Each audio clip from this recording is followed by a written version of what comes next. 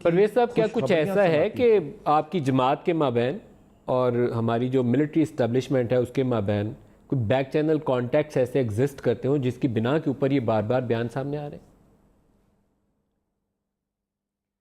میرے علم میں تو کوئی ایسی بات نہیں ہے، کیونکہ پاکستان مسلم لیگ نون یہ سمجھتی ہے کہ پاکستان کے آئین میں جس کو جو اختیارات تفویض کیے گئے ہیں اسے انہی اختیارات کے اندر رہ کے اپنے کردار کو ادا کرنا ہے۔ میری جماعت کو پاکستان کا آئین جو اختیار دیتا ہے اس میں کسی ایسی چیز کی طرف جس کی طرف آپ اشارہ کر رہے ہیں مجھے پاکستان کا آئین اس کی اجازت نہیں دیتا۔ سر، یہ انہونی تو ہے نہیں ہے ماضی میں، کردار کو نہیں ادا کرتی، انہونی تو ہے نہیں ہے پاکستان میں، کیونکہ شہباز شریف صاحب کے متعلق ہی یہ زیادہ قیاس رائے کی جاتی ہے کہ شاید وہ جو کانٹیکٹ ہے، جو ایک میوچل ایک گراؤنڈ ہے جہاں کے اوپر بات چیت کا عمل آگے بڑھ سکتا ہے، وہ شہباز شریف صاحب ہیں، وہ لنک ہیں جو یہ راستہ دے سکتے ہیں۔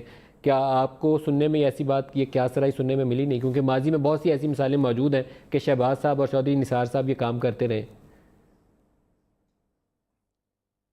2008 کے بعد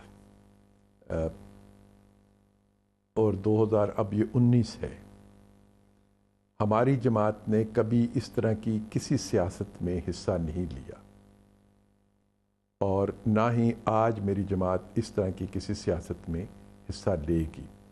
پاکستان کے تمام ادارے جو ہیں وہ محترم ہیں، مقدس ہیں، اور ان کا تقدس اسی شکل میں برقرار رہ سکتا ہے کہ وہ اپنے آئین کی حدود کے اندر رہ کے اپنا کردار ادا کرتے رہیں۔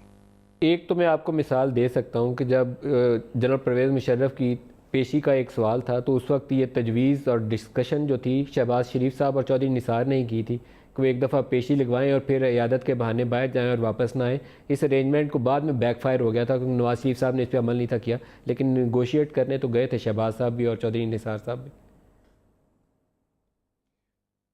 پہلی بات تو یہ ہے کہ ندیم میرے علم میں یہ بات نہیں ہے۔ دوسری بات یہ ہے کہ پرویز مشرف اس وقت ریٹائرڈ ہو چکے ہوئے تھے،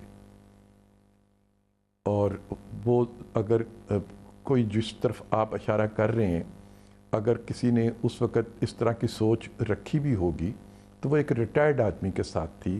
ان کا تعلق اس وقت فوج کے ادارے سے ایکٹیو تعلق نہیں تھا، اس سے وہ علیحدہ ہو چکے ہوئے تھے، وردی اتر چکی تھی اور وہ سیولین سوٹ اور ٹائی باندھی ہوتی تھی انہوں نے۔ سر بالکل اینڈ کے اوپر آ گیا ہوں، نواز شریف صاحب عدالتی طریقے سے ہی انصاف چاہیں گے، اسی راستے کو اپنائیں گے، یا وہ چاہیں گے کہ کوئی ایسا راستہ نکالا جائے جو ان کو یہاں سے لندن تک کا سفر دیتا ہو اور مریم نواز کو واپسی سیاست کا راستہ دیتا ہو؟ 100% ہم عدالت کے ذریعے ہی انصاف چاہتے ہیں، اور ہماری اپیل عدالت میں ہی زیر سماعت ہے۔ اس کے علاوہ پاکستان کا آئین ہمیں کوئی دوسرا راستہ دکھاتا نہیں ہے، اور جو پاکستان کا آئین ہمیں دکھاتا ہے ہم آنکھیں بند کر کے اس پہ چلتے ہیں اور چلتے رہیں گے۔ مریم نواز کا سیاسی مستقبل؟ دیکھیے، مریم بھی ایک مقدمے میں نااہل قرار دے چکی ہوئی ہیں، ابھی ہمیں عدالت کے ذریعے ہی ان کو اہل بنانا ہے۔ اس کے لیے ہم نے اپیل دائر کی ہوئی ہے۔